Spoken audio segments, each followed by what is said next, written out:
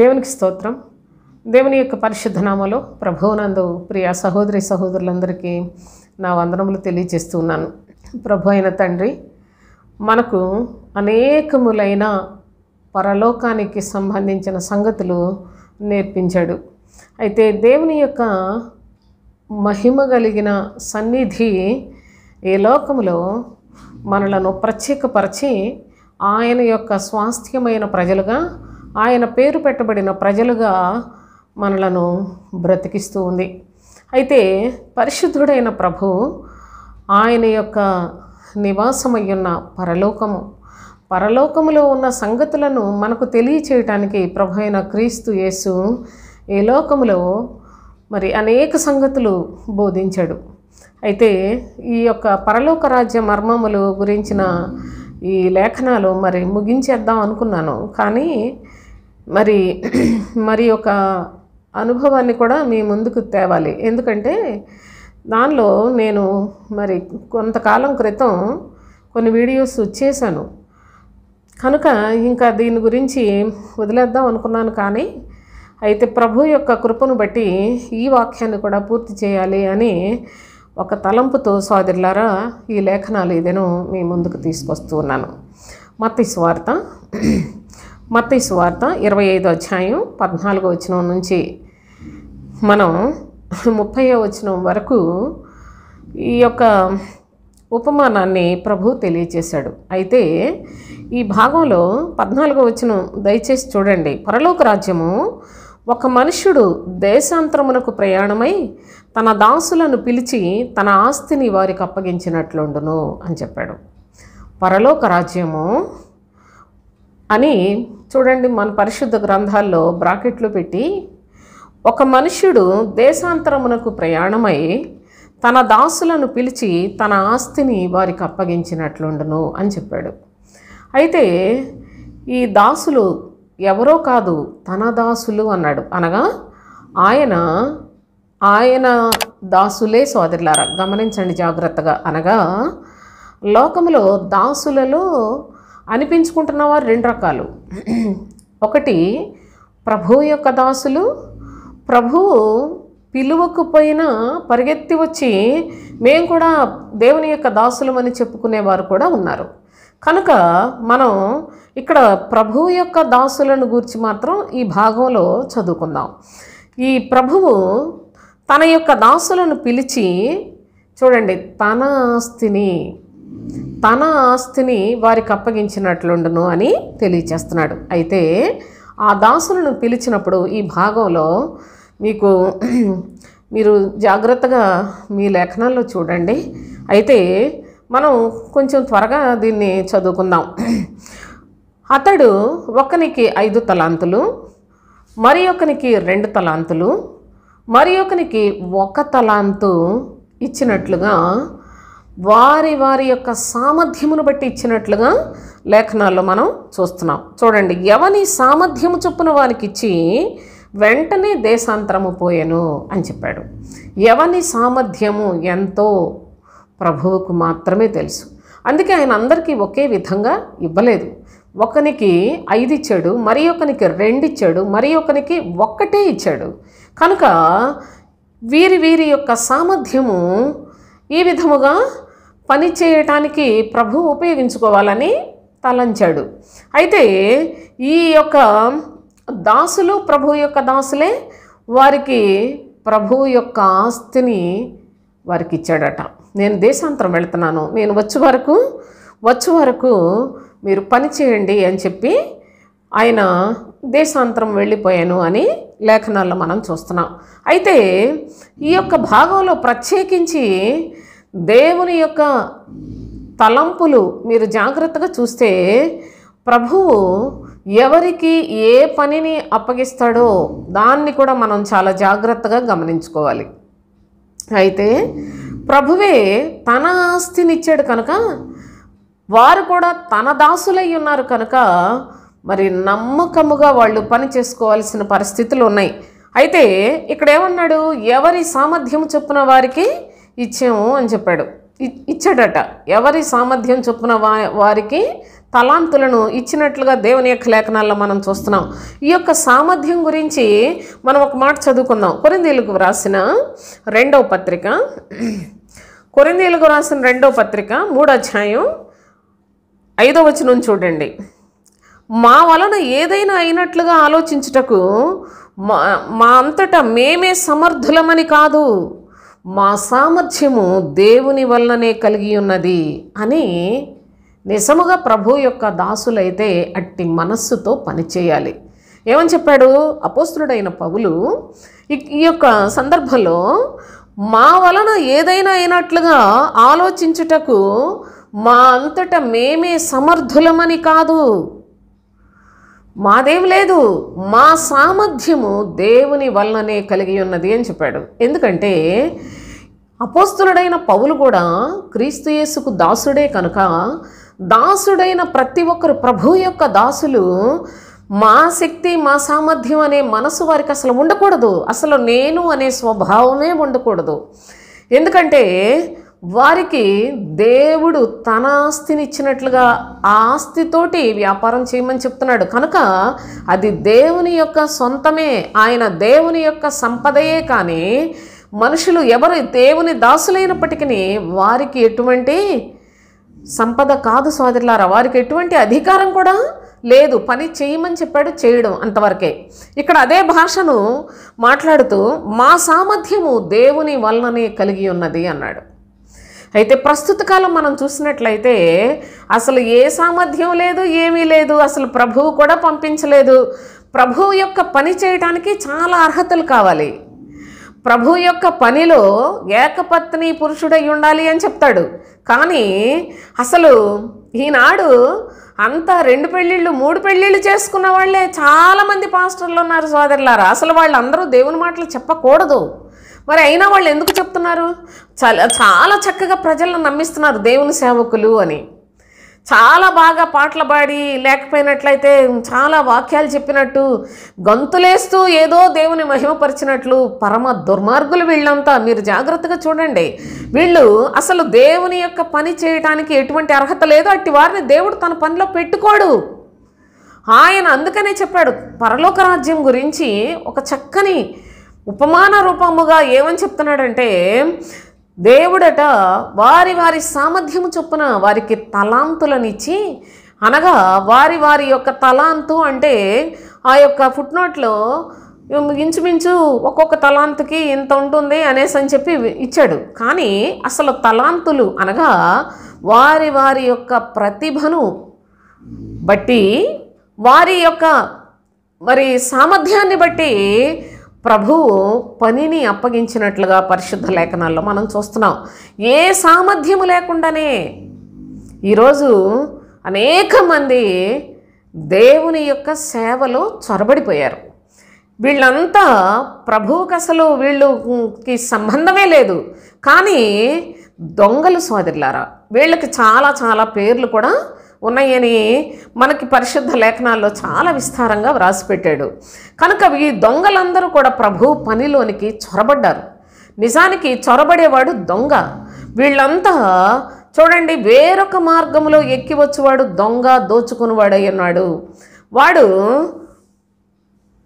కేవలము వాడి యొక్క స్వార్థము కోసము వచ్చాడు అని ప్రభువైన యేసుక్రీస్తు యోహాను సువార్త 10వ అధ్యాయంలో గొర్రెలకు మంచి కాపరి ఎలా ఉంటాడు, దొంగ కాపరి ఎలా ఉంటాడు, గొర్రెలు పోవు ద్వారం ఎలా ఉంటుంది, గొర్రెలు పోవు ద్వారములో ప్రవేశించినట్లయితే వాళ్ళు దేవుని యొక్క సంబంధాలు అవుతారు. కానీ చొరబడిన వారందరూ దొంగలు అనే విషయాన్ని కూడా చాలా స్పష్టంగా లేఖనాల్లో వ్రాసిపెట్టాడు. అయితే మరి నిజముగా దేవుని చేత పని అప్పగించబడిన వారైతే వాళ్ళు దేవుని యొక్క పరిచారకులు, దేవుని యొక్క దాసులు కనుక ఆయన వారికి తన ఆస్తిని ఇచ్చి పని చేయించుకుంటాడు. కనుక వాళ్ళు మా సామర్థ్యం ఏమీ లేదు, ఇదంతా దేవుని వలన కలిగినదే, ప్రత్యేకించి మా వలన ఏదైనా అయినట్లుగా ఆలోచించుటకు మా అంతటా మేమే సమర్థులము కాదు, మా సామర్థ్యము దేవుని వలననే కలిగి ఉన్నది అనే సత్యాన్ని వాళ్ళు ప్రత్యక్షముగా ప్రజల మధ్యలో తెలియచేస్తారు సోదరులారా, ప్రభు సంబంధులైతే. అయితే దొంగలు, చొరబడిన వారంతా వీళ్ళు ఈనాడు ప్రభు యొక్క పనిని పాడు చేసి ప్రభు యొక్క ఆత్మ సంబంధమైన సంగతులు అనగా పరిశుద్ధాత్మ దేవుని యొక్క లేఖనములను శరీర సంబంధముగా, శరీర ఆశలకు, దురాశలకు మనుషులను ప్రేరేపించే ప్రార్థనలు చేస్తూ వాళ్ళంతా కూడా చాలా మోసం చేస్తూ ఉన్నారు. మోసగాండ్రగు పనివారు అని చెప్పాడు. కుక్కల విషయమై జాగ్రత్తగా ఉండండి అని చెప్పాడు. అనేకులు గొర్రె చర్మాలు వేసుకుంటారు కానీ వీరు తోడేళ్ళు అని చెప్పాడు. మన యొక్క ఈ ఛానల్లో నుంచి చాలా వీడియోస్లో అబద్ధ బాధకులు వాళ్ళని ఎన్ని విధాలుగా ప్రభు మాట్లాడుతూ వచ్చాడో కూడా నేను లేఖనాలు చూపించి మీకు తెలియచేశాను సోదరులారా. మరి అందరూ వాటిని చూస్తూ ఉన్నారో నాకు తెలియదు, కానీ దేవుని యొక్క పరిశుద్ధమైన నామంలో ఈనాడు పరిశుద్ధుని యొక్క సంగతులు మనం నేర్చుకుంటున్నాం. పరలోక సంగతులు మనం నేర్చుకుంటున్నాం. పరలోక రాజ్యాన్ని ఎవరు పడితే వాళ్ళు చేరుకునేది కాదు కనుక దానికి చాలా అర్హతలు కావాలని నేర్చుకున్నాం. పరలోక రాజ్య సంబంధమైన సంగతులన్నీ మర్మయుక్తముగా ఉన్నాయి. వాటిని అందరికీ ప్రభువు కూడా బయలుపరచడానికి ఇష్టపడలేదు. తన శిష్యులు, తనను పూర్తిగా పూర్ణ హృదయంతో వెంబడించిన శిష్యులకు మాత్రమే ఈ సంగతులను బయలుపరిచినట్లుగా లేఖనాల్లో నుండి మనం జ్ఞాపకం చేసుకుంటున్నాం. మరి ఈనాడు ప్రభువు కొరకు సమస్తాన్ని విడిచిపెట్టుకొని పూర్ణ హృదయంతో వచ్చిన వారే వింటున్నారా అంటే కాదు.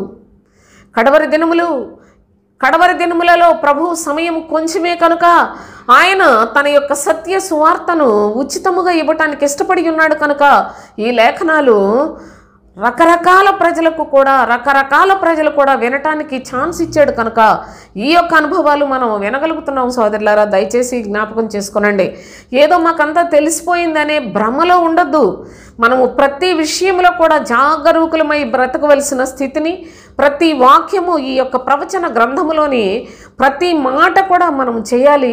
దీనిలో ఏది తీసివేయటానికి, దేన్ని చేర్చడానికి కూడా వీలు లేదు సోదరులారా. అట్టి వారందరూ కూడా దేవుని యొక్క సన్నిధిలో నుండి వచ్చు శాపమునకు, ఉగ్రతకు పాత్రులవుతారనే సంగతులు కూడా వ్రాసిపెట్టాడు.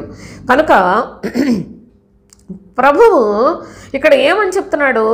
ఆయన దేశాంతరము వెళ్ళాడు, తన యొక్క పనివారిని పిలిచాడు, తన దాసులను పిలిచాడు, వారి వారి సామర్థ్యాన్ని బట్టి వారికి తలాంతులను ఇచ్చాడు. ఈ యొక్క తలాంతులను కలిగిన వారు వాళ్ళు ఏది కూడా మా శక్తి అన్నట్లుగా వాళ్ళు బోధించకూడదు, ప్రవర్తించకూడదు. అయితే ఇదంతా కూడా మా సామర్థ్యము దేవుని వల్లనే కలిగినది అని విశ్వాస్యతతో ప్రభువు కొరకు పనిచేయాలి. ప్రభు యొక్క ప్రత్యక్షతను ప్రజలకు చూపించాలి, ప్రభు యొక్క రాజ్యాన్ని చూపించాలి సోదరులారా. అయితే అనేకులు ప్రభు యొక్క రాజ్యాన్ని చూపించడానికి బదులుగా ప్రభు అయిన యేసుక్రీస్తు మత్తయి సువార్త 23వ అధ్యాయంలో చెప్పినట్లు ఇక్కడ చాలామంది శాస్త్రులు, పరిసయ్యులు కూడా దేవుని యొక్క సేవకులమని చెప్పుకొని బయలుదేరిన వారే. చూడండి అక్కడ ఏమని చెప్తాడంటే మత్తయి సువార్త 23వ అధ్యాయం 13-14 వచనాల్లో చూస్తే, అయ్యో వేషధారులైన శాస్త్రులారా, పరిసయ్యులారా, మీరు మనుషుల ఎదుట పరలోక రాజ్యమును మూయుదురు. మనుషుల ఎదుట పరలోక రాజ్యాన్ని మూసేరు. ఇంకా దాని గురించి ఎవరికి తెలుసు? మీరు అందులో ప్రవేశించరు, ప్రవేశించు వారిని ప్రవేశింపనియ్యరు. ఎవరైనా ఆశించినా వారికి అసలు తలుపులు వేసేశారు పాస్టర్లే. కనుక ఈ భయంకరమైన మోసకరమైన పరిస్థితులు ఉన్నాయి కనుకనే తండ్రి అయిన దేవుడు కృప కలిగిన వాడయ్యుండి, జాలి కలిగిన వాడయ్యుండి ఆయన తన పరలోక రాజ్య సంబంధమైన సంగతులను చాలా స్పష్టంగా మనకు నేర్పిస్తూ మన ఆత్మల విషయంలో ఆయనే కాపరిగా, మంచి కాపరిగా మనల్ని నడిపిస్తూ ఉన్నాడు. దేవునికి స్తోత్రం. అయితే దేవుని యొక్క ఘనమైన నామములో వీళ్ళు ఏం చేశారు? ఈ ముగ్గురు 5 తలాంతుల వాడు 5 తలాంతులు సంపాదించాడు. చూడండి మత్తయి సువార్త 25:16. 5 తలాంతులు తీసుకున్నవాడు వెళ్ళి వాటితో వ్యాపారము చేసి మరి 5 తలాంతులు సంపాదించిన. అలాగుననే 2 తీసుకున్నవాడు మరి 2 సంపాదించను. 5 తీసుకున్నవాడు వ్యాపారం చేశాడట, మరి 5 తలాంతులు సంపాదించాడట. అయితే 2 తీసుకున్నవాడు కూడా 2 సంపాదించాడు. వీళ్ళని అంటున్నాడు కదా ప్రభువు, బలా నమ్మకమైన మంచి దాసుడా. చూడండి 21వ వచనం చూడండి. అతని యజమానుడు, బళ నమ్మకమైన మంచి దాసుడా, నీవు ఈ కొంచెములో నమ్మకముగా ఉంటివి, నిన్ను అనేకమైన వాటి మీద నియమించేదను, నీ యజమానుని సంతోషములో పాలు పొందమని అతనితో చెప్పాను. చూసారా? బళ నమ్మకమైన మంచి దాసుడా అన్నాడు. ప్రభువు 5 తలాంతులు ఇస్తే 5కు 5 సంపాదించాడు అంటే ఆయన తప్పకుండా మరి మెచ్చుకోవాల్సిందే కదా సోదరులారా. పనిచేశాడు, కష్టపడ్డాడు. నమ్మకమైన దాసుడు కష్టపడి పనిచేసి 5కు 5 సంపాదించినట్లుగా పరిశుద్ధుడైన తండ్రి లేఖనములలో మన కొరకు రాసి ఉంచాడు. అయితే 2 తలాంతుల వాడు కూడా మరి 2 సంపాదించాడు. వాని సామర్థ్యానికి 2 సంపాదించడం కూడా చాలా కష్టమే. ప్రభువే వాని సామర్థ్యాన్ని చూచి 2 ఇచ్చాడు. 2కు 2 సంపాదించాడు. అంటే ఏమాత్రము కూడా నిర్లక్ష్య పెట్టకుండా ప్రయాసపడినట్లుగా దేవుని యొక్క లేఖనాల్లో మనం చూస్తున్నాం. అయితే ఈ యొక్క 5 ఇచ్చిన వాడిని 2 ఇచ్చిన వారిని అంటున్నాడు కదా ప్రభువు, బలా నమ్మకమైన మంచి దాసుడా, నేను ఇచ్చిన దానికి మీరు కష్టపడి పనిచేశారు, సంపాదించారు కాబట్టి ఈ కొంచెములో నమ్మకముగా ఉన్నారు. నిన్ను అనేకమైన వాటి మీద నియమించేదను, నీ యజమానుని యొక్క సంతోషములో పాలు పొందుమని అతనితో చెప్పాను. యజమానుని సంతోషములో పాలు పొందాలి అని పొందే అర్హతను ఇచ్చినట్లుగా కూడా దేవుని యొక్క లేఖనాల్లో చూస్తున్నాం. కనుక వీళ్ళు ఎలాగ పనిచేసి ఉంటారు? ఎప్పుడైనా ఆలోచించారా? నిజముగా 5 తలాంతులు ఇచ్చిన వాడు 5 తలాంతులు సంపాదించాడట. ఎలా సంపాదించి ఉంటాడు? ప్రస్తుత కాలంలో దేవుని యొక్క సేవకులను చెప్పుకొని చాలామంది మనుషులను పోగేసుకొని వీళ్ళందరినీ బోలెడంతమంది నా సంఘం 1,00,000 మంది అనేసరని చెప్పుకుంటున్న వాళ్ళని కూడా మనం చూస్తున్నాం. వీళ్ళందరూ పోగేసుకున్న వాళ్ళు సోదరులారా, పోగు చేసుకున్నారు అంతే. కానీ 5 తలాంతులు 2 తలాంతులు ఇచ్చిన వారు వాళ్ళు ఏం చేశారు? 5 తలాంతులు తీసుకున్నవాడు మరి 5 తలాంతులు తెచ్చి, నీవు నాకు 5 తలాంతులు అప్పగించితివే, అవియుగాక మరి 5 తలాంతులు సంపాదించితునని చెప్పాను. ఏం చేశాడు? సంపాదించాడట. సంపాదించటం అంటే చాలా కష్టంతో కూడుకున్న పని. పోగు చేసుకున్నట్టంటే ఏముంది? చెత్తా చెదారం ఎంతైనా పోగు చేసుకోవచ్చు సోదరులారా. కానీ సంపాదించుకున్నవి అనగా ఒక మనుష్యుడు తన యొక్క నమ్మకత్వాన్ని ఇందులో ఎంత చక్కగా చూపిస్తున్నాడో ప్రభు యొక్క దాసుడు. మీరు గమనించినట్లయితే ఈ నమ్మకత్వంతో అతను ఎలా పనిచేశాడు అని ఆలోచిస్తే చూడండి, బలా నమ్మకమైన మంచి దాసుడు అని ప్రభు చేత మెప్పు కూడా పొందాడు కదా. అంతేకాదు, నీ యజమానుని యొక్క సంతోషములో పాలు పొందము, ఎందుకంటే నీవు ఈ కొంచెములో నమ్మకముగా ఉన్నావు అన్నాడు. నేను నీకు కొంచెమే ఇచ్చాను, కానీ అందులో నీవు నమ్మకంగా ఉన్నావు కాబట్టి నీ యజమానుని యొక్క సంతోషములో పాలు పొందమని చెప్తూ ఉన్నాడు. చూడండి, సామెతల గ్రంథం 13వ అధ్యాయం 17వ వచనం చూడండి. దుష్టుడైన దూత కీడునకు లోబడను. జాగ్రత్తగా చూడండి, దుష్టుడైన దూత కీడునకు లోబడను, నమ్మకమైన రాయబారి ఔషధము వంటివాడు అన్నాడు. నమ్మకమైన రాయబారి ఔషధము వంటివాడు అంటే ఒక ఔషధం ఎప్పుడో అవసరమవుతుంది? ఒక బలహీనుడికో, ఒక వ్యాధిగ్రస్తుడికో, లేకపోతే ఒక నీరసంగా ఉన్న మనుషుడికో, లేకపోయినట్లయితే ఏదో ఒక జబ్బున్నవాడికో ఔషధాన్ని ఉపయోగిస్తాం. అయితే నమ్మకమైన రాయబారి ఔషధము వంటివాడు. ఇతను ఎంత కష్టపడి పనిచేశాడో తెలుసా మీకు? ప్రభువు యొక్క దాసుడు తాను 5కి 5 సంపాదించింది అనలేదు ప్రభువు. బలా నమ్మకమైన మంచి దాసుడా అన్నాడు.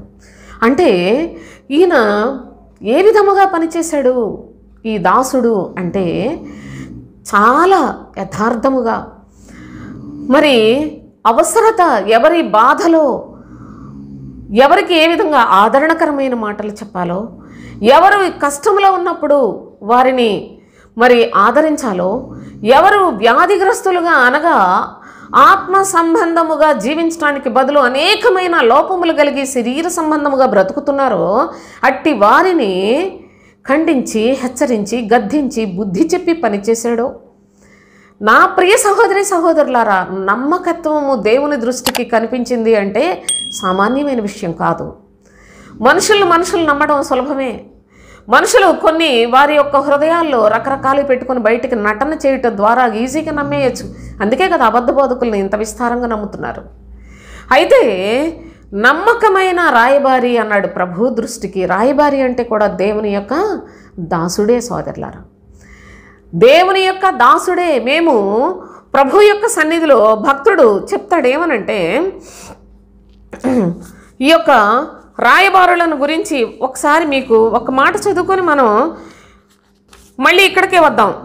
కొరింథీయులకు రాసిన 2వ పత్రిక 5వ అధ్యాయం 20వ వచనం చూడండి. కావున దేవుడు మా ద్వారా వేడుకొనినట్టు మేము క్రీస్తుకు రాయబారులమై దేవునితో సమాధానపడుడని క్రీస్తు పక్షముగా మిమ్మల్ని బతిమాలు కొనుచున్నాము అన్నాడు. చూసారా, రాయబారులు ఎవరు? నమ్మకమైన రాయబారి, దేవుని యొక్క దాసులండి వీళ్ళు. ఏమని చెప్తున్నాడు? దేవుడు మా ద్వారా వేడుకొనినట్లు. అసలు దేవుడు వేడుకుంటున్నాడు. ప్రజల వైపు చూచి మీరందరూ కూడా మనస్సు మార్చుకోనండి, మీరందరూ నీతిని పరిశుద్ధతను కలిగి పరలోక రాజ్యానికి రండి అని ప్రభువే పిలుస్తున్నాడు. కానీ ఎలా పిలుస్తున్నాడంటే తన యొక్క దాసుల ద్వారా పిలుస్తున్నాడు. అందుకే భక్తుడైన పౌలు అంటున్నాడు కదా, దేవుడు మా ద్వారా వేడుకొనినట్టు మేము క్రీస్తుకు రాయబారులమై దేవునితో సమాధానపడుడని క్రీస్తు పక్షముగా మిమ్మను బతిమాలు కొనుచున్నాము అన్నాడు. క్రీస్తు పక్షముగా దేవుడే మాట్లాడుతూ ఉన్నాడు మా ద్వారా. ఆది నుండి కూడా ప్రభు అయిన తండ్రి, సృష్టికర్త అయిన దేవుడు తన దాసుల ద్వారా మాట్లాడాడు, తన ప్రవక్తల ద్వారా మాట్లాడాడు. తన ప్రవక్తలైన సేవకులకు చెప్పకుండా నేను ఏది కూడా చేయనని చెప్పాడు. వాళ్ళకి చెప్పకుండా ఆయన ఏ పని చేయడట. అనగా ఆయన తన దాసులకు ఎంత ప్రాధాన్యతనిచ్చాడో, ప్రభువు దాసుడు ప్రభువు యొక్క చిత్తమును తెలుసుకొని నెరవేర్చి అలాగున ప్రజలకు బయలుపరిచి వారందరినీ కూడా ప్రభువుతో అనగా దేవునితో సమాధానపడుడి అని బ్రతిమాలుకునే ఒక చక్కని రాయబారులుగా వారిని ఏర్పాటు చేసుకున్నట్లు పరిశుద్ధ లేఖనాల్లో మనం చూస్తున్నాం. కనుకనే ఇక్కడ ఏమంటాడంటే, నమ్మకమైన రాయబారి ఔషధము వంటి వాడు. అందరూ నమ్మకస్తులు కాదు కదా, అందరూ చాలా దొంగలు, దోపిడీగాండ్రు సోదరులారా. అందరూ వేటగాండ్రము, ఉరి వంటి వారు విస్తారము. ప్రభు యొక్క దాసుడుగా నమ్మకమైన రాయబారిగా పనిచేసిన వాళ్ళు ఎక్కడ నాకైతే కనిపించట్లేదు. నిజముగా అట్టి వారు ఔషధము వంటి వారు అని చెప్పాడు. ఔషధము అంటే మనుషులు వారి వారి యొక్క మనస్సును, వారి యొక్క లోపములను, మనుషుల యొక్క స్థితిగతులను అన్నిటినీ తెలుసుకొని వారందరికీ కూడా క్షేమాన్ని కలుగు చేసేవాడు, వారందరినీ పరిశుద్ధులుగా తయారు చేసేవాడు దేవుని యొక్క దాసుడు. ఆ విధముగా 5 తలాంతులు తీసుకునినవాడు, 2 తలాంతులు తీసుకునినవాడు, వీళ్ళిరువురు కూడా దేవుని యొక్క దాసులయ్యుండి వాళ్ళు నమ్మకముగా పనిచేశారండి. వాళ్ళు ఔషధము వలె పనిచేశారు సోదరులారా. ఆ యొక్క వారి మాటలు వినిన వారికి చాలా శక్తిని, ధైర్యాన్ని, లేకుంటే చెడుతనాన్ని అసహించుకునే మనసును, లోక పాపములన్నిటినీ కూడా జయించే శక్తిని పొందటానికి నమ్మకస్తులుగా పనిచేశారు. అందుకనే దుష్టుడైన దూత అయితే కీడుకు లోబడును అని చెప్పాడు. ఈ దుష్టుడి గురించి కూడా మనం చదువుకుంటాం. అయితే చూడండి ఇక్కడ ఏమంటున్నాడు, నమ్మకమైన రాయబారి. దేవుడు తన యొక్క దాసులను పంపించినప్పుడు వారు ఏ విధముగా నమ్మకత్వాన్ని కలిగి ఉన్నారో గమనించండి. అయితే ఒక తలాంతు ఇచ్చిన వాడు చూసినట్లయితే ఇదిగో నీ యొక్క తలాంతు అని అప్పగించినట్లుగా చూస్తాం. దుష్టుడైన దూత కీడుకు లోబడినవాడు. కీడు అనగా శరీర సంబంధమైన మనస్సు కలిగినవాడు. అట్టివాడు దేవుని యొక్క దాసులలో కూడా దుష్టులు ఉన్నారు సోదరులారా. దుష్టులు ఉన్నారు, నమ్మకస్తులు ఉన్నారు. జాగ్రత్తగా చూడండి. దుష్టుడు చూసినట్లయితే తన శరీర స్వలాభం కొరకు సుఖముగా ఉన్నాడు. అయితే నమ్మకమైన వాడు ప్రయాసపడి ఔషధము వలె ప్రతి వాని హృదయమునకు పనిచేసి తాను కష్టపడి సంపాదించుకున్నాడు 5 తలాంతులకు మరి 5. చూసినట్లయితే మరి యొక్క అనుభవాన్ని కూడా చదువుకుందాం. సామెతల గ్రంథం 25వ అధ్యాయంలో 13వ వచనం చూడండి. 25 13వ వచనం, నమ్మకమైన దూత తనను పంపువారికి కోతకాలపు మంచు చల్లదనము వంటివాడు. నమ్మకమైన దూత, అక్కడ నమ్మకమైన రాయబారి అన్నా నమ్మకమైన దూత అన్న దేవుని యొక్క దాసుడే. జాగ్రత్తగా చూసుకోనండి. నమ్మకమైన దూత తనను పంపువారికి కోతకాలపు మంచు చల్లదనము వంటివాడు. వాడు తన యజమానుల హృదయమును తెప్పరిల్ల చేయను. అందుకే అతనికి 5 తలాంతులు ఇచ్చిన యజమానుడు తాను చాలా సంతోషపడినట్లు లేఖనాల్లో మనం చూస్తున్నాం. యజమానుల హృదయాన్నేమో తెప్పరిల్ల చేస్తాడు. తనను ఎవరి దగ్గరకైతే పంపించాడో ఆ యొక్క మనుషులకు కోతకాలపు మంచు చల్లదనము వంటివాడు. అతను ఎక్కడుంటే నమ్మకమైన దూతలు అనగా ప్రభువు చేత పంపబడి నమ్మకముగా పనిచేసే పరిచారకులు, వాళ్ళు చాలా చాలా మనసుకు సంతోషాన్ని కలుగు చేస్తారు సోదరులారా, నెమ్మదిని కలుగు చేస్తారు, సమాధానాన్ని కలుగు చేస్తారు. కనుక కోతకాలపు మంచు వంటి వాడు అని తెలియచేస్తూ ఉన్నాడు.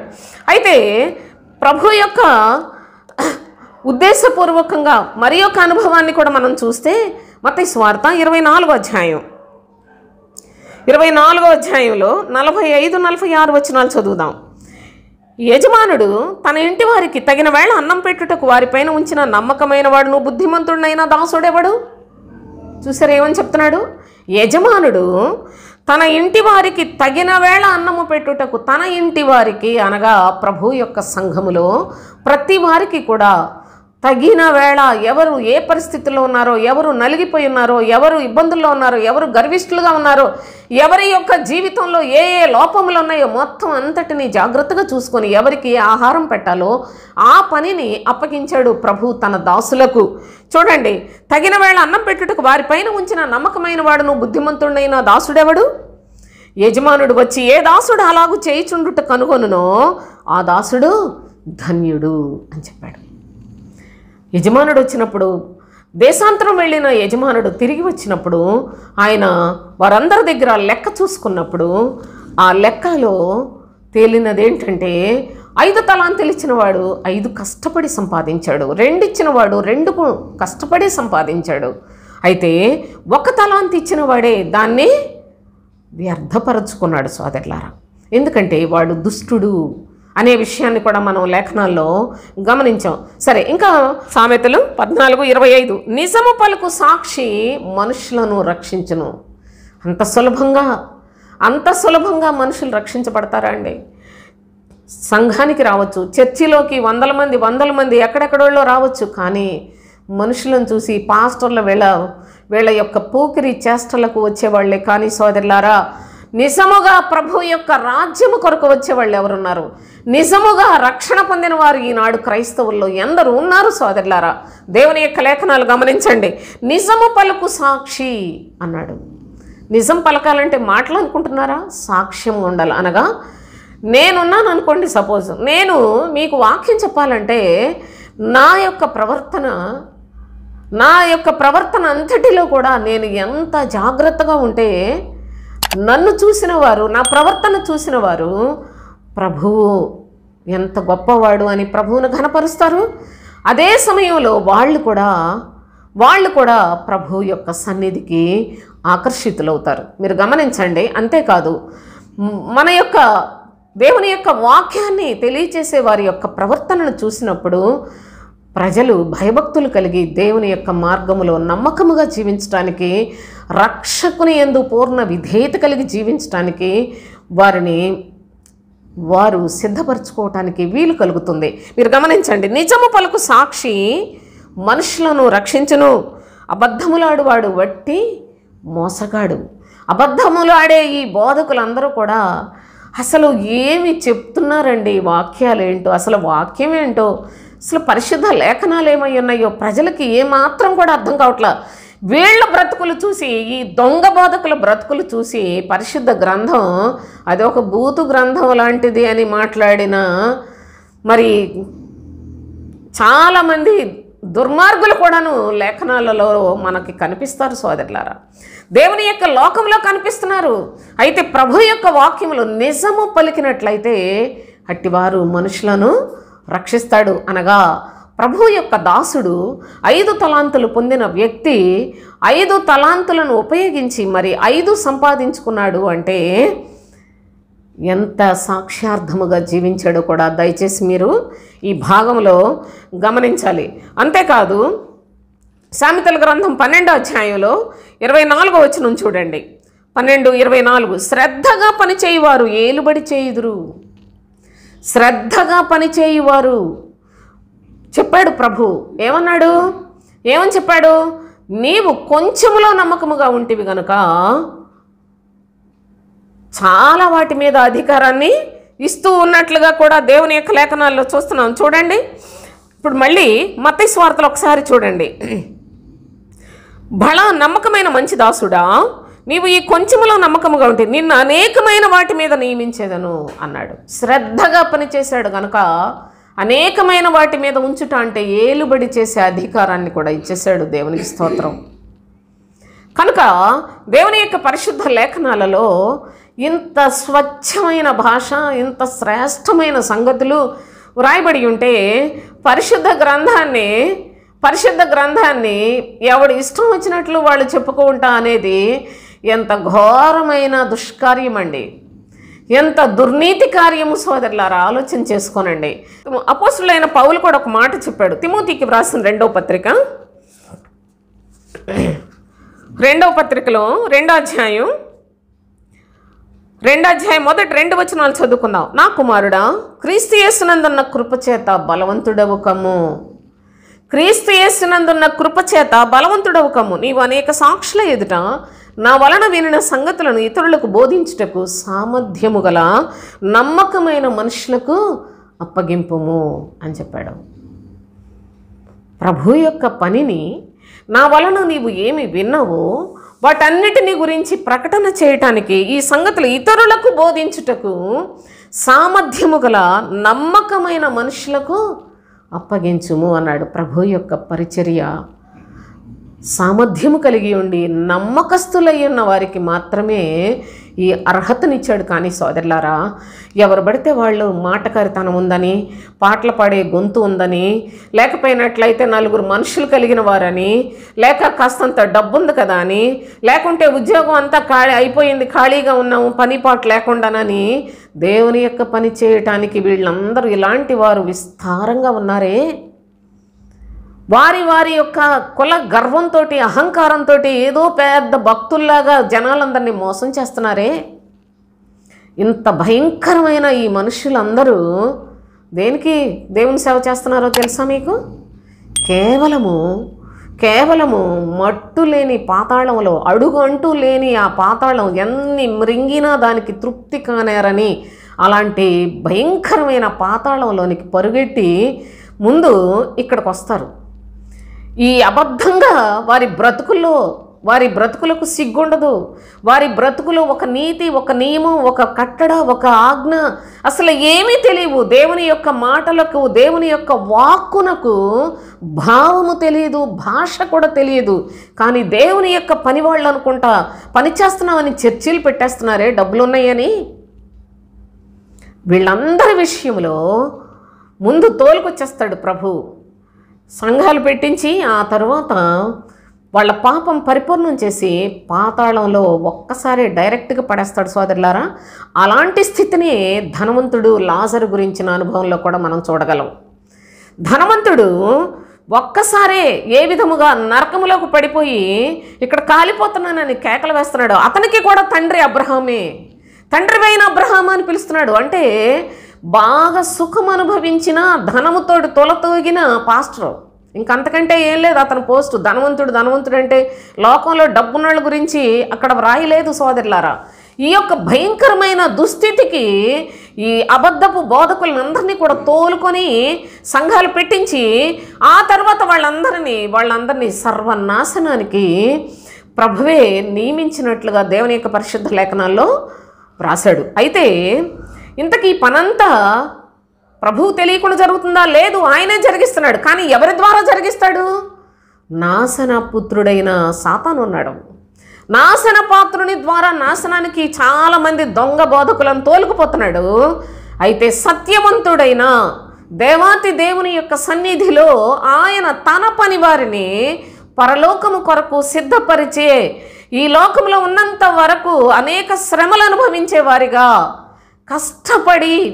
కష్టపడి నీతి సువార్తను ప్రకటన చేసి, క్రీస్తు సువార్తను ప్రకటన చేసి పరలోకానికి సిద్ధపరిచే పనిని తన దాసులకు అనుగ్రహించినట్లుగా దేవుని యొక్క పరిశుద్ధ లేఖనాల్లో మనం చూస్తున్నాం. కనుక ప్రభు ఈ మాట ఏమని చెప్తున్నాడో చూశారు కదా మీరు. సామర్థ్యము గల నమ్మకమైన మనుషులకు ఇది అప్పగించమని చెప్పాడు. అన్ని విషయాల్లో సాక్ష్యార్థంగా ఉండాలి. ప్రతి విషయంలో వారు నమ్మకస్తులై ఉండాలి. దేన్ని చూసినప్పటికీ దురాశలకు వెళ్ళని మనస్సు కలిగిన వారై, క్రీస్తును బండ మీద స్థిరపరచబడిన వారై ఉన్న అలాంటి సామర్థ్యం కలిగిన నమ్మకమైన మనుషులకు బోధన అప్పగించమని చెప్పాడండి. అట్టివారు బోధించడానికి సమర్థులని చెప్తున్నాడు నా ప్రియ సహోదరి సహోదరులారా. కానీ నేడు జరుగుతున్న ఈ దొంగల ముఠ వీళ్ళందరూ కూడా వీళ్ళ దగ్గరికి వెళ్ళిపోయి కూర్చొని మా అయ్యగారు చాలా బాగా చెప్తున్నారు, మా పాస్టర్ గారు చాలా బాగా చెప్తున్నారు అనుకొని వెళ్ళిపోతున్నారే. ఒక దినాన మీ బ్రతుకులు ఏమవుతాయో, మీరందరినీ ఈ దొంగ పాస్టర్లు ఎక్కడికి మోసుకుపోతారో మీరే ఒక దినాన మీ కన్నులారా చూస్తారు, అనుభవిస్తారు, విలపిస్తారు, అంగలారుస్తారు, ప్రలాపిస్తారు. కనుక దేవుడిచ్చిన సమయాన్ని సద్వినియోగం చేసుకోనండి. అయితే దేవుని యొక్క శ్రేష్టమైన సన్నిధిలో ఈ విధముగా ప్రభు అయిన తండ్రి తన యొక్క దాసులు పనిచేసిన విధానాన్ని మనకి జ్ఞాపకం చేశాడు. అయితే ఒక తలాంతి ఇచ్చిన వాడు ఉన్నాడు కదా, కొంచెం వీడిని గురించి కూడా ఆలోచన చేసినట్లయితే మత్తయి సువార్త 25:18 చూడండి. అయితే ఒక తలాంతు తీసుకున్నవాడు వెళ్ళి భూమి త్రవ్వి తన యజమానుని సొమ్ము దాచిపెట్టెను. ఒక తలాంతు తీసుకున్న వాడట వెళ్ళాడు, భూమిని త్రవ్వాడట. త్రవ్వి తన యజమానుని సొమ్ము దాచిపెట్టాడట, భూమిలో దాచిపెట్టాడట. సోదరులారా, అంటే మనం ఇందాక చదువుకున్నాం, దుష్టుడైన దూత కీడుకు లోబడను అన్నాడు. అంటే వాడికి కష్టపడటం ఇష్టం ఉండదు. ఈ ఒక తలాంతు తీసుకున్నవాడు పైపెచ్చు వాడు మాట్లాడే విధానం చూడండి ఎలా ఉందో. చూడండి 24 తర్వాత ఒక తలాంతు తీసుకున్నవాడు నువ్వు వచ్చి, అయ్యా నీవు విత్తని చోట కోయివాడవును, చల్లని చోట పంట కూర్చుకున్నవాడునైన కఠినుడవని నేను ఎరుగుదును. చూడండి ఎంత ఘోరంగా యజమానుడి మీదే నింద మోపుతున్నాడో చూడండి సోదరులారా. అయ్యా నీవు విత్తని చోట కోయివాడవు, విత్తని చోట కోస్తాడంట ప్రభువు. విత్తని చోట కోయివాడవును, చల్లని చోట పంట కూర్చుకునివాడునైన కఠినుడవని నాకు తెలుసు. అందుకని నేను భయపడ్డాను. నాకు నువ్వంటే చాలా భయం. నేనేం చేశాను, నేను భూమిలో దాన్ని నీ తలాంతును దాచిపెట్టేశాను అన్నాడు. ఎందుకు ఈ విధంగా మాట్లాడాడు అంటే నిజముగా ఇక్కడ దుష్టుడైన దూత అని అంటారేంటి? అతను కూడా దేవుని సేవకుడే కదా, అతను కూడా భద్రంగా దాచిపెట్టాడు కదా అని మీకు ఒకవేళ ఏదైనా సందేహం కలగవచ్చు. కానీ ప్రభువు ఏం చెప్పాడో తెలుసా? ఇతను నిందించే విధానం గమనించండి. ప్రభువునే నిందిస్తూ ఉన్నాడు, యజమానునే నిందిస్తూ ఉన్నాడు. అంతేకాకుండా పైగా అంటాడు, నీవు విత్తని చోట కోసుకుంటావు, చల్లని చోట పంట కూర్చుకుంటావు, కఠినుడవు. పైగా ఎందుకులే ఆయనతోటి నాకెందుకు ఈ తలనొప్పి అని చెప్పి నేనేం చేశానో తెలుసా, భూమిలో దాన్ని పాతిపెట్టి దాచిపెట్టేశానని చెప్పాడు. అప్పుడు యజమానుడు ఏమన్నాడు చూడండి, సోమరివైన చెడ్డదాసుడా అన్నాడు. సోమరివైన చెడ్డదాసుడా అని మరి ఒక 8-9 నెలల క్రితం వీడియోస్ ఉంటాయి సోదరులారా, దయచేసి మీరు వాటిని చూడాలి. చూస్తే మరలా నేను ఇంతకుముందు వినింది మీకు నేను మళ్ళీ చెప్పాలని నేను అనుకోవటం లేదు. కానీ సోమరివైన చెడ్డదాసుడా, నేను విత్తని చోట కొయ్యవాడను, చల్లని చోట పంట కూర్చుకొని వాడనని నీవు ఎరుగుదువా? వాడి యొక్క మనస్సు ఎటువంటిదంటే సోమరితనం. చాలా సోమరివాడు అంటే నా భాషలో అదొక శాపకరమైందే. సోమరితనము అనేది చాలా శాపగ్రస్తమైనది సోదరులారా. చూడడానికి సోమరి అంటే ఏముందలే సోమరి అని సింపుల్గా అనిపిస్తుందేమో, కానీ ఈ సోమరివాని యొక్క లక్షణాలు ఇదివరకే నేను వీడియోస్లో మీకు చెప్పాను. దయచేసి అది మీరు ఒకసారి చూడాలని మనఃపూర్వకంగా మిమ్మల్ని వేడుకుంటూ ఉన్నాను. అయితే చూడండి, నేను అలాంటి వాడినని నీకు తెలుసా? వాడు పని చేయకపోగా, వాడి సోమరితనము, వాడి యొక్క శరీర సంబంధమైన మనస్సుతోటి కష్టపడి పనిచేసే మనస్సు లేదు. ఎంతసేపు ఎక్కడికెళ్ళి ఏ కొంపకెళ్ళి తిందామనే మనసు, లేకపోయినట్లయితే మనుషులందరినీ కూడా మాయమాటలతోటి దోచుకునే మనసే, కానీ సంపాదించే మనసు లేదు వాడికి. అంటే కష్టపడే మనసు లేదు. కష్టపడితే సంపాదించుకొనుట అవుతుంది. కష్టార్జితము అది సంపాదన, నేను కష్టపడి సంపాదించుకున్నాను అని మాట్లాడుతూ ఉంటారు. కానీ దేవుని యొక్క లేఖనములలో ఈనాడు బోధకులు అనబడిన వారు ఏ విధంగానైతే జనాలు పోగేసుకుంటున్నారో, అలాగే ఈ సోమరివాడు కూడా ఆత్మ సంబంధమైన పని చేయలేదు సోదరులారా. వాడు ఏం చేశాడంటే భూమిలో పాతిపెట్టాను, తలాంతును భూమిలో పాతి పెట్టాడట. అనగా అక్కడే ఉంటాడు, అక్కడే హాయిగా ఉన్నాడు, అక్కడే సౌఖ్యంగా ఉంది, పనిపాటు చేసే పనే లేదు, పేరుకు పాస్టర్ని అంటాడు, కానీ ప్రభువు కొరకు పని చేయడు. తన పొట్ట, తన యొక్క సుఖం, తన యొక్క సౌఖ్యం చక్కగా అన్నీ బాగా మంచి పోషణ, వాడి యొక్క షోకు అంత మామూలుగా బాగా ఉంది, కానీ సంపాదన లేదు. కనుకనే సోమరివైన చెడ్డదాసుడా అన్నాడు ప్రభు అయిన యజమాని. అయితే ఈ యొక్క సోమరివాని యొక్క లక్షణాలు కూడా మనం చాలా చాలా మరి చెప్పాను కదా, మీరు ఆ వీడియోస్లో చూడొచ్చు. అయితే 21వ అధ్యాయం సామెతల గ్రంథం 21వ అధ్యాయంలో 25వ వచనం చదువుకుందాం. సోమరివాని చేతులు పని చేయనొల్లవు. గమనించండి, ప్రభు అంటున్నాడు సోమరివైన చెడ్డదాసుడు అన్నాడు కదా, సోమరివాని చేతులు పని చేయనొల్లవు, వాని ఇచ్చ వాని చంపును అని చెప్పాడు. వాడి బోల్డ్ కోరికలు, అందుకే వాని కోరికలే వాడిని చంపేస్తాయి అని చెప్తున్నాడు. వాని ఇచ్చ వానిని చంపుతుందంట. చూడండి, మీరు గమనించండి, మామూలుగానే వచ్చి చెప్పాడు కదా, యజమానుడి దగ్గరికి వచ్చి ఇదిగో నీ మీనా అని బాగానే చెప్పాడు అని మీరు అనుకుంటున్నారేమో. యజమానుడు అంటున్నాడు కదా, వీడిని కాళ్ళు చేతులు కట్టి బయట వెలుపటి చీకటిలోనికి త్రోసివేయుడి అని చెప్పాడు. వాని ఇచ్చ వాని చంపును. పనిచేయడు, కష్టపడటం ఇష్టం ఉండదు, ప్రభు కొరకు జీవించడం ఇష్టం ఉండదు, నమ్మకమైన సాక్షిగా జీవించడం ఇష్టం లేదు, నిజము పలకడు, అన్నీ ఏవో ఏవో ఏవో కట్టు కథలు, గారడి మాటలు, పిట్ట కథలు, లేకపోయినట్లే నోటికొచ్చిన కథలు, ఏదో ఒకటి కాలక్షేపం చేసే కథలు చెప్పి దేవుని యొక్క ప్రజలను వంచన చేసే మనస్తత్వం కలిగిన వారు నేటికి మనం చూస్తూనే ఉన్నాం. వీళ్ళంతా మనుష్యుల ఆత్మలకు ఎంత హానికరులో నరహంతకులు సోదరులారా. ఆత్మల కొరకు పని చేయవలసిన పాస్టర్లు, బోధకులు, లేక మేము చాలా చాలా పెద్ద పెద్ద పాస్టర్లు అని చెప్పుకుంటున్నారు. వీళ్ళ ఆత్మల కొరకు కాదు పనిచేసేది, వాళ్ళ యొక్క గొప్పతనం కొరకు. అందుకే నేను ముందుగానే చెప్పాను, వారి వారి సామర్థ్యము కొలది వారికి తలాంతుల్నిచ్చాడు. ఎంత మరి భక్తి కలిగిన వారైనప్పటికీ, ఎంత టాలెంట్స్ ఉన్నప్పటికీ వాళ్ళు మాదేమీ కాదండి, మా దేవుని వల్ల కలిగినదే మా దగ్గర ఏమన్నా ఉంటే అని చెప్పుకునే దీన మనస్సును కలిగి పనిచేసి 5కు 5, 2కు 2 సంపాదించారు. కానీ ఒక్కటి ఇచ్చిన వాడు మాత్రం సోమరి అయినా చెడ్డదాసుడుగా ఉన్నాడు, దుష్టుడైన దూతగా ఉన్నాడు, వాడు కీడుకు లోబడిపోతాడని చెప్పాడు సోదరులారా. అంతేకాకుండా 18వ అధ్యాయంలో 9వ వచనం చూడండి, పనిలో జాగు చేయువాడు నష్టము చేయువానికి సోదరుడు అని చెప్పాడు. పనిలో జాగు చేస్తాడట, అనగా చెయ్యొచ్చులే, ఆ తర్వాత చేయొచ్చులే, ఇంకా ఎప్పుడోలే, ప్రభు రాకడ ఎప్పుడో ఉందిలే, ఇప్పుడు ఇవన్నీ ఎందుకు, చక్కగా బాగా తిని త్రాగి హాయిగా సుఖంగా ఉన్నట్టయితే మనకి దేవుని యొక్క ఆశీర్వాదం ఉందని చెప్పి జనాలు బాగా నమ్ముతారు. వాళ్ళకు కూడా దేవుడు మిమ్మల్ని దీవిస్తాడు, ఆశీర్వదించుతున్నాడు అని చెప్పచ్చు.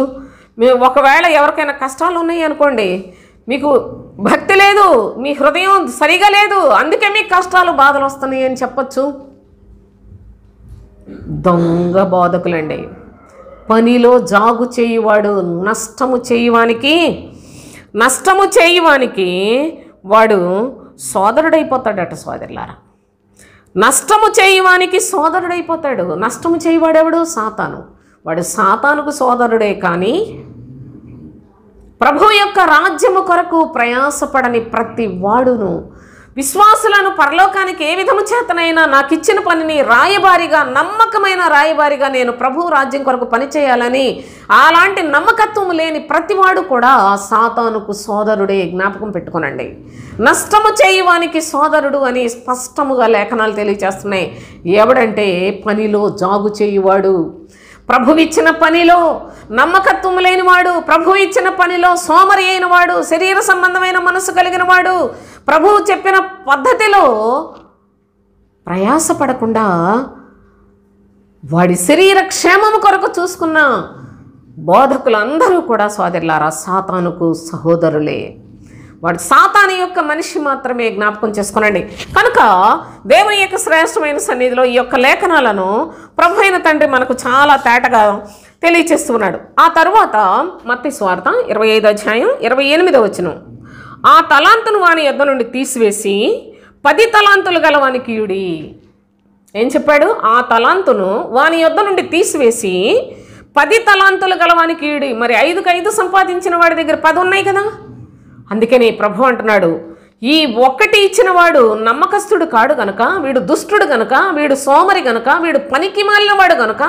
అక్కడే ఉంటుంది సోదరులారా, పనికి మాలినవాడు అని కూడా, సోమరివైన చెడ్డదాసుడా అని మాట్లాడాడు. 30వ వచనంలో పనికి మాలిన దాసుని వెలుపటి చీకటిలోనికి త్రోసివేయుడి అని చెప్పాడు. పనికి మాలిన దాసుడు. మొదటిగా ప్రభు బాధ్యతను అప్పగించినప్పుడు, పనిని ఇచ్చినప్పుడు ప్రభు యొక్క దాసుడే. కానీ చివరికి ఎలాంటి నీచుడుగా తయారయ్యాడో మీరు గమనించండి. అయితే ప్రభు ఏమంటున్నాడు చూడండి ఇక్కడ, ఆ తలాంతు వాని యొద్ద నుండి తీసివేసి 10 తలాంతులు గలవానికి ఇయుడి అన్నాడు. 10 తలాంతులు గలవానికి ఇయుడి. కలిగిన ప్రతి వానికి ఇవ్వబడును, వానికి సమృద్ధి కలుగును, లేని వానికి వాని యొద్ద నుండి కలిగినదియు తీసివేయబడును అని చెప్పాడు. దేవుని యొక్క పరిశుద్ధ నామానికి స్తుతులు చెల్లిద్దాం. కలిగిన ప్రతివానికి ఇయ్యబడును. ఇంకా ఒకసారి దేవుని సేవకుడు అంటే ఇక మరి చచ్చిపోయే వరకు మీరు అతను పట్టుకొని వేలాడుతూనే ఉంటారు. ఇంకా చెప్పాలంటే చాలామంది అతను ఏమీ లేకపోయినా అతను పిల్లలు త్రాగుబోతులు వ్యభిచారులు అయినప్పటికీ ఆ పాస్టర్ పిల్లలు మరి పాస్టర్ గారు అబ్బాయి కదా వీళ్ళే ఉండాలి కదా అని మాట్లాడుకునే బుద్ధిహీనులు కూడా బోలెడంతమంది సమాజంలో ఉన్నారు, క్రైస్తవ సమాజంలో. అయితే ప్రభు యొక్క లేఖనం ఏమని తెలియచేస్తా ఉంది? వీడు పనికి మాలినోడు, నేను పనినిచ్చాను చేయలేదు కనుక, ఆత్మల కొరకు ప్రయాసపడలేదు కనుక, ఈ పనికి మాలిన వాడి దగ్గర నుంచి ఆ ఉన్నది కూడా తీసేయండి అన్నాడు. ఈ చెడ్డదాసుడి దగ్గర నుంచి ఉన్నది కూడా వాని దగ్గర ఉన్న తలాంతును తీసివేసి 10 తలాంతులు కలిగిన వానికి ఇయుడి అని చెప్పి అప్పుడు అంటున్నాడు ప్రభు, కలిగిన వానికి ఇవ్వబడును, వానికి సమృద్ధి కలుగును అన్నాడు. అంటే మీరు యొక్క సందర్భంగా కలిగిన వానికి ఇవ్వబడును అంటే చాలామందికి పెద్ద డౌటు. అంటే బాగా ధనవంతులకే దేవుడు ధనమిస్తాడా? నిజంగా ఇక్కడ మీరు గమనించాలి, ధనవంతులకి దేవుడు బాగా ధనమిస్తాడా? లేని వాడికి ఇంకా ఏమి కూడా లేకుండా పోతుందా? నా ప్రియ సహోదరి సహోదరులారా, ఆత్మ సంబంధులుగా ఆలోచన చేయండి. ఈ లోక సంబంధమైన వాటిని గురించి ప్రభు మాట్లాడటలేదు. కలిగిన వానికి ఇవ్వబడును అంటే నేను ఇక్కడ మీకు ఒక చిన్న ఉదాహరణ మీకు చెప్తాను. దయచేసి జాగ్రత్తగా ఈ యొక్క అనుభవాన్ని మనసును పెట్టండి. 1 సమూయేలు గ్రంథం 13వ అధ్యాయం 13-14 వచనాలు చూడండి. అందుకు సమూయేలు ఇట్లా, నేను నీ దేవుడైన యెహోవా నీకిచ్చిన ఆజ్ఞను గైకొనక నీవు అవివేకపు పని చేసితివి. నీ రాజ్యమును ఇశ్రాయేలీయుల మీద సదాకాలము స్థిరపరచుటకు యెహోవా తలచి ఉండెను, అయితే నీ రాజ్యము నిలువదు అని ప్రభైన తండ్రి ఇశ్రాయేలు మీద రాజుగా అభిషేకించిన సౌలును గూర్చి చెప్తున్నాడు. ఇశ్రాయేలు మీద రాజుగా అభిషేకము చేయించిన వాడు ప్రభువే. నిన్ను ఎప్పుడు కూడా దేవుని యొక్క ప్రజల మీద రాజుగా నియమించాలని ఆయన తలంచాడు. కానీ నువ్వేం చేసావో తెలుసా? ఆయన ఆజ్ఞను ఆజ్ఞను గైకొనక నీవు అవివేకపు పని చేసితివి. ప్రభు ఆజ్ఞను విడిచిపెట్టావు, అవివేకమైన పని చేసావు. అంతేకాదు, నీ రాజ్యము ఇశ్రాయేలీయుల మీద సదాకాలము స్థిరపరచుటకు యెహోవా తలచి ఉండెను, అయితే నీ రాజ్యము నిలువదు అని చెప్పాడు. గమనించండి, ఈ సౌలు మొత్తం ఇశ్రాయేలీయుల్ని 40 సంవత్సరాలు పరిపాలన చేశాడు. 40 ఏళ్లలో 2 సంవత్సరాలు అతని మీద దేవుని ఆత్మ ఉంది. ఆ తరువాత అతని మీద నుంచి దేవుని ఆత్మ వెళ్ళిపోయి దురాత్మ వచ్చి కూర్చుంది. కానీ ఇన్ని సంవత్సరాలు కూడా మీ రాజు ఎవరంటే సౌలనే చెప్పేవాళ్ళు ఇశ్రాయేలీయులు. రాజ్య అధికారము అతని చేతిలోనే ఉంది. సైన్యాధ్యక్షుడు, సైన్యాధిపతులు, లేకపోయినట్లయితే సామంతులు, మొత్తం అందరూ కూడాను అతనికి లోబడే ఉన్నారు 40 సంవత్సరాలు. కానీ దేవునాత్మ కలిగి పరిపాలన చేసింది 2 సంవత్సరాలు. నా ప్రియ సహోదరి సహోదరులారా, అసలు మీరు ఈ వాక్యాలు చదువుతున్నప్పుడు మీకు నిజముగా ప్రభువైన తండ్రి సౌలును ఎందుకు విసర్జించాడు? సౌలు యొక్క మనస్సు ఏంటి? సౌలు ఎంతవరకు పరిపాలన చేశాడు? అతనిలో దురాత్మ ఉన్నప్పటికీ, చెడు కార్యములు చేస్తూ ఉన్నప్పటికీ అతనినే జనులందరూ కూడా రాజుగా గౌరవించినట్లు ఈనాడు దేవుని ప్రజల మీద అధికారిగా ఒక రాజు పోస్ట్ లాంటిదండి పాస్టర్ అంటే. కానీ వీళ్లలో దేవుని ఆత్మ ఉందా దురాత్మ ఉందా కూడా మీకు తెలియదు. ఇంకా అంతే, పాస్టర్ గారు అంటే పాస్టర్ గారు, మా ఊర్లో చర్చ్ ఉందంటే చర్చ్ ఉంది, మా యొక్క అమ్మవాళ్ళు వెళ్ళారంటే వెళ్ళారు, మా కులపాడు అంటే మా అంతే. ఈ విధమైన గ్రుడ్డి బ్రతుకులు బ్రతుకుతూ మీరు కూడా దేవుని సన్నిధి అనుకొని వెళ్ళిపోతున్నారే. కానీ నిజముగా క్రీస్తు ఆత్మ కలిగిన వారు ఉన్నారా అని ఆలోచన చేయండి. మీకు మనసు ఉంటే, మీకు బుద్ధి కలిగిన కన్యకల వలె నూనె ఉంటే ఆలోచించండి. నా ప్రియ సహోదరి సహోదరులారా, సౌలు ప్రభువు చేత అభిషేకించబడిన వాడు అయినప్పటికీ నీ రాజ్యము నిలువదు అని చెప్పిన దేవుని యొక్క మాట. 14వ వచనం చూడండి. యెహోవా తన చిత్తానుసారమైన మనస్సు గల ఒకని కనుగొని ఉన్నాడు, నీకు ఆజ్ఞాపించిన దాన్ని నీవు గైకొనకపోతేవి గనుక యెహోవా తన జనుల మీద అతనిని అధిపతినిగా నియమించును. సౌలు దేవుని యొక్క ఆజ్ఞను విడిచిపెట్టి అవివేకిగా ప్రవర్తించాడు, రాజ్యాన్ని పోగొట్టుకున్నాడు. అయితే దావీదు దేవుని యొక్క ఆజ్ఞను నమ్మాడు, ఆ మాటను అనుసరించి జీవించి హృదయమందు విశ్వసించాడు. తాను గొర్రెల దొడ్డిలో గొర్రెలు కాసేవాడైనప్పటికీ మహారాజు అయ్యాడు. ఎన్నాళ్ళు? సూర్య చంద్రులు ఉన్నంత వరకు, యుగ యుగములు, సదాకాలము దావీదు రాజ్యము శాశ్వత కాలముండునని ప్రమాణాన్ని పొందినంతగా దేవుని ఆజ్ఞలను అనుసరించి జీవించాడు. అందుకే రాజ్యము అతని చేతిలో నుండి తీసేసి ఇతనికి ఇచ్చేశాడు. ఎందుకనగా మీరు గమనించండి, సౌలు రాజుగా ఉన్న సమయంలోనే కదా గొలియాతు ఫిలిష్తీయుడు వచ్చేసి తను చాలా బలవంతుడని అతిశయపడిపోయి దేవుని యొక్క ప్రజల మీద రోజు వచ్చి తన యొక్క బలాన్ని చూపించుకుంటూ గర్వించి,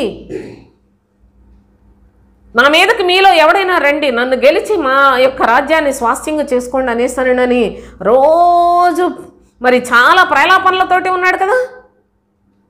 అంత పెద్ద రాజ్యంలో ఏం కాదు, కథ కింద చెప్పుకుంటే కథలాగా ఉంటుంది. కానీ ఏమీ తెలియని ఒక యవనస్తుడైన దావీదు తాను నేను వెళ్ళి గొలియాతును చంపుతాను అంటున్నాడంటే అసలు దావీదు యొక్క మనసు ఏంటండి? దావీదు ఒకవేళ గొలియాతుని ఏమీ చేయలేకపోయాడు అనుకోండి, ఏం చేస్తాడు? గొలియాతు నేలకేసి కొట్టి చంపేస్తాడు తెలుసా. వాడి యొక్క బలం దగ్గర దావీదు చిన్నోడండి. కానీ దావీదు గొలియాతు మీదకు వెళ్తాను అనడంలో ఎన్ని సుగుణాలు ఉన్నాయి సోదరులారా. తాను నా ప్రాణం పోయినా కూడా పర్వాలేదు అనే మనసు లేకుండా అలాంటి వ్యక్తి మీదకి పోరాడడానికి వెళతాడా? యుద్ధము యెహోవాదే అన్నాడు. దేవుని ఎడల ఎంత విశ్వాసీయత కలిగిన హృదయం అంత చిన్న వయసులోనే వచ్చింది అంటే అసలు దావీదు ఏంటి? నా ప్రియ సహోదరి సహోదరులారా, దావీదు మనుషుడు అనుకుంటున్నారా? కాదు. దావీదు సామాన్యమైన మనుషుడు కాదు. దేవుని యొక్క సభలో ఎన్నికైన పరిశుద్ధులలో అత్యంతమైన ఘనుడండి. ఈ లోకంలో దేవుని యొక్క ప్రజలకు నాయకుడిగా ఉన్నాడు, అధిపతిగా చేస్తానని చెప్పాడు, సదాకాలం అతని రాజ్యాన్ని స్థాపించి స్థిరపరుస్తానని చెప్పాడు. చూడండి, అసలు రాజుగా ఎన్నిక చేసుకున్న సౌలుని. సౌలు అంత పెద్ద రాజ్యానికి దేవుని యొక్క ప్రజల మీద రాజుగా ఉండి కూడా ఆజ్ఞను గైకొనని వాడుగా ఉన్నాడు. కనుకనే తాను పోగొట్టుకున్నాడు సోదరులారా. ఆ పోగొట్టుకున్న రాజ్యం నమ్మకస్తుడు యథార్థవంతుడైన దావీదుకు ఇచ్చినట్లుగా లేఖనాల్లో మనం చూస్తున్నాం. మీరు 2 సమూయేల్లో ఒక వచనం చూసినట్లయితే 2 సమూయేలు 5వ అధ్యాయం 12వ వచనం చూడండి. ఇశ్రాయేలీయుల మీద యెహోవా తన్ను రాజుగా స్థిరపరిచిననియు. చూడండి, ఇశ్రాయేలీయుల మీద యెహోవా తన్ను రాజుగా స్థిరపరిచిననియు, ఇశ్రాయేలీయులను బట్టి ఆయన జనుల నిమిత్తము రాజ్యము ప్రబలము చేయననియు దావీదు గ్రహించెను. చూడండి, ఇశ్రాయేలీయుల మీద, తన ప్రజల మీద దేవుడు నన్ను రాజుగా చేశాడు. ఇశ్రాయేలీయులను బట్టి ఆయన జనుల నిమిత్తము రాజ్యము ప్రబలము చేస్తాడు అని దావీదు గ్రహించెను. ఎంత మేధావి అండి దావీదు. ఆహా, నాకు రాజ్యం వచ్చింది కదా, నేను చాలా గొప్పవాడిని కదా, నేను ఈనాడు రాజును కదా అని తన యొక్క మనసులో ఎక్కడా అతిశయించలేదు సోదరులారా.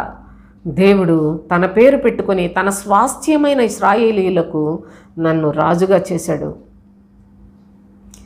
ఆయన తన ప్రజల నిమిత్తము రాజ్యాన్ని స్థిరపరుస్తాడు, అంతేకాదు దాన్ని విస్తారముగా ప్రబలమగునట్లుగా చేస్తాడు అని దావీదు గ్రహించినట్లుగా దేవుని యొక్క పరిశుద్ధ లేఖనాల్లో మనం చూస్తూ ఉన్నాం. అనగా దేవుని శ్రేష్టమైన సన్నిధిలో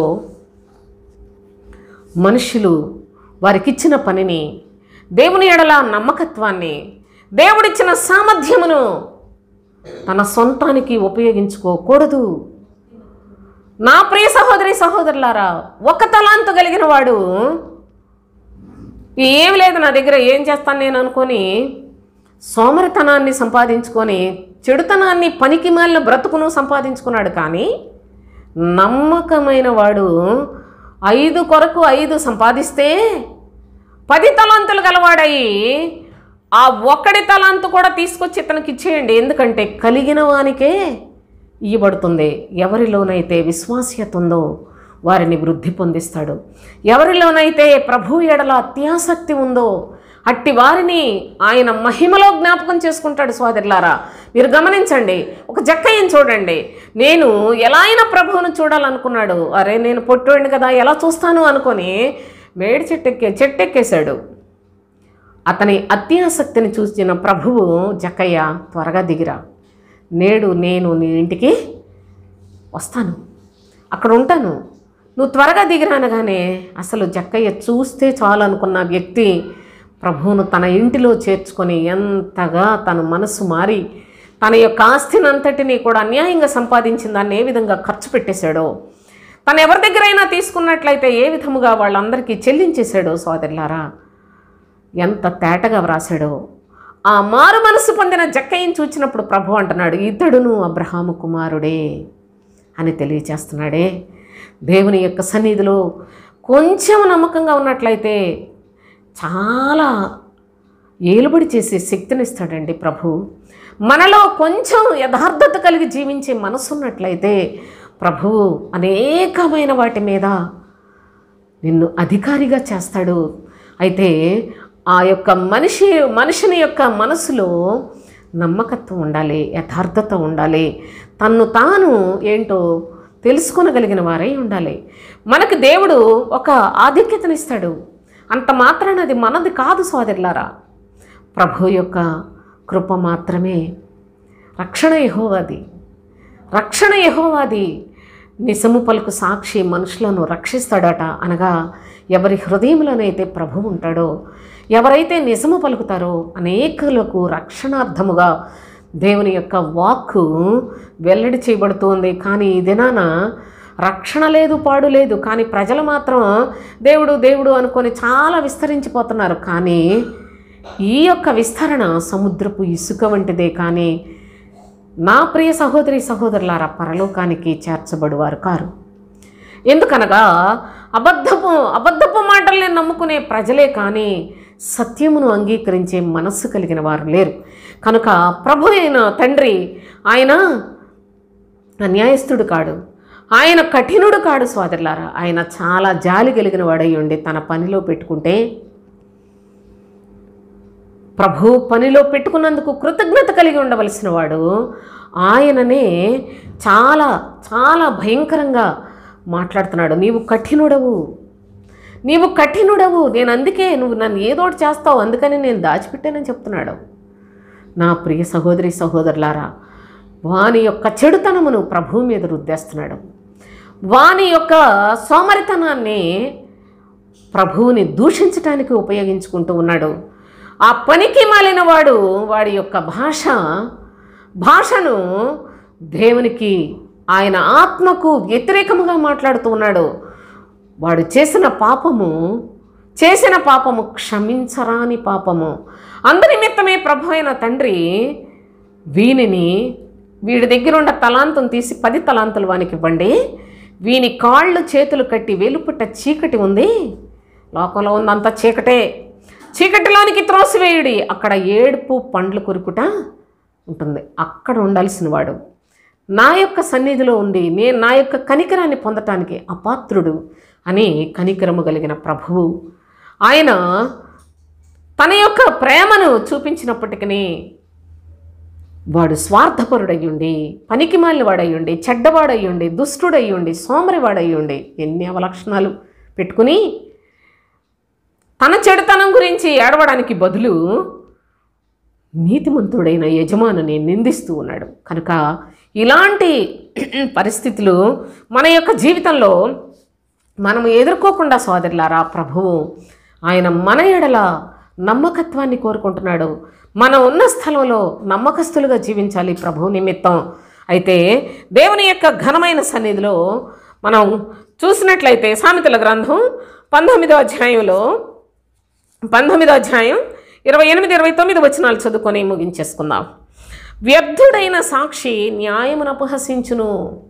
వ్యర్థుడు అర్థమవుతుందా? ఈ సోమరి అయిన చెడ్డవాడు వ్యర్థుడు. ఆ వ్యర్థుడు కూడా ఏదో దేవుడు పని చేస్తున్నాను అనుకొని, దేవుని సేవకుడిని అనుకొని చెప్పుకున్నాడు.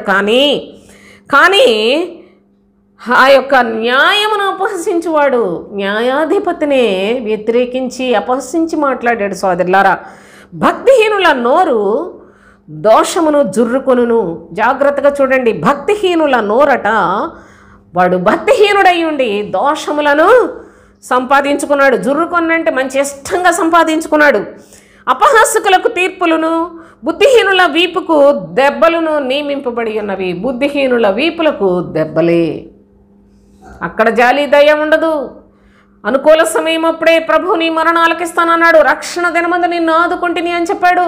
నేడు అను సమయం ఉండగానే ఒకడికొకడు బుద్ధి చెప్పుకున్నాడే అని తెలియచేశాడే. కానీ ప్రభు యొక్క పనిలో ఉండి దేవుని యొక్క సన్నిధిలో బ్రతుకుతూ ఉండి ఇలాంటి వ్యర్థమైన మాటలు మాట్లాడుకుని వ్యర్థమైన బోధలు చేస్తూ, అందుకే సాక్షి అన్నాడు, వ్యర్థుడైన సాక్షి అన్నాడు. అనగా సాక్ష్యం ఇచ్చే వాళ్ళందరూ కూడా ఏదో ప్రభువులో మేము అంత మారాం ఎంత మారాం, నువ్వు ఎలా చేస్తే నేను అలా వస్తాను, నువ్వు అలా చేస్తే ఇంకెందుకయ్యా, నువ్వు చెయ్యకపోతే నేను ఎందుకు వస్తాను నీ దగ్గరికి అని చెప్పేసి ఏంటో అసలు ఈ భాష ఏంటో నాకు మతిపోతుంది. వ్యర్థుడైన సాక్షి న్యాయమును అపహసించును. అందుకనే భక్తిహీనుల నోరు, వీడికి భక్తి లేదు సోదరులారా. భక్తిహీనుల నోరు పైకి భక్తి కలిగిన వాడు వలె ఉంటాడు, కానీ దాని యొక్క శక్తి ఉండదు. దేవుని యొక్క లేఖనముల సారమును ఎరిగినవాడు కాడు, హృదయమందు విశ్వసించిన వాడు కాడు. కనుకనే న్యాయమును అపహసిస్తున్నాడు, దోషములను జుర్రుకుంటూ ఉన్నాడు. అపహాసకులకు తీర్పులు, ఇట్టి వారికి తీర్పులు తీరుస్తాడు. వారి వీపులకు దెబ్బలు కూడా నియమింపబడి ఉన్నవని ప్రభువైన తండ్రి తెలియజేస్తున్నాడు. ఇట్టి స్థితిలో దేవుని యొక్క పరిశుద్ధ లేఖనములను, పరలోక సంబంధమైన మర్మములతో కూడిన సత్య వాక్యమును ప్రభువైన తండ్రి పరలోకములో నుండి మనకు అనుగ్రహించుచున్న ఈ యొక్క కృపగలిగిన ఉపదేశములను దేవుని యొక్క సన్నిధిలో మనము వాటన్నిటినీ హృదయమందు విశ్వసించి సంపూర్ణ నిశ్చయితతో క్రీస్తుకు సాక్షులుగా, ప్రభువుకి ఇష్టలుగా జీవించడానికి తండ్రి అయిన దేవుడు మనతో మాట్లాడుతూ ఉన్నాడు. కనుక పరలోక రాజ్య సంబంధమైన మర్మములను గూర్చిన ఈ యొక్క సంగతులు మరి ఎంతటితోటి పూర్తిగా నేను చాలా వరకు చెప్పాను సోదరులారా. దేవుని యొక్క శ్రేష్టమైన సన్నిధిలో మీరు కూడా చాలా బలవంతులయ్యండి, దేవుని యొక్క మహిమకు సాక్షులయ్యండి, నమ్మకస్తులయ్యండి, యథార్థవంతులయ్యండి. ఆయన ఇంటిలో మనము కూడా చేర్చబడిన వారిగా సజీవమైన రాళ్లుగా ఉండి ప్రభు యొక్క రాజ్యం కొరకు సిద్ధపడదాం. దేవుని యొక్క పరిశుద్ధ నామములో ఈ లేఖనాలు కొందరికైనా షేర్ చేయండి. ఈ యొక్క లేఖనాలను మీరు కూడా జాగ్రత్తగా పరిశీలనగా చూడండి. ఈ వీడియోస్ అన్నిటినీ మరొక్కసారి చూసి శక్తివంతులై దేవుని యొక్క నీతి కలిగిన పట్టణములో వారసులుగా జీవించడానికి మనం కూడా ప్రయాసపడదాం, సంపాదించుకుందాం. ప్రయాసపడి దేవునికి స్తోత్రం. ముగించేస్తాను.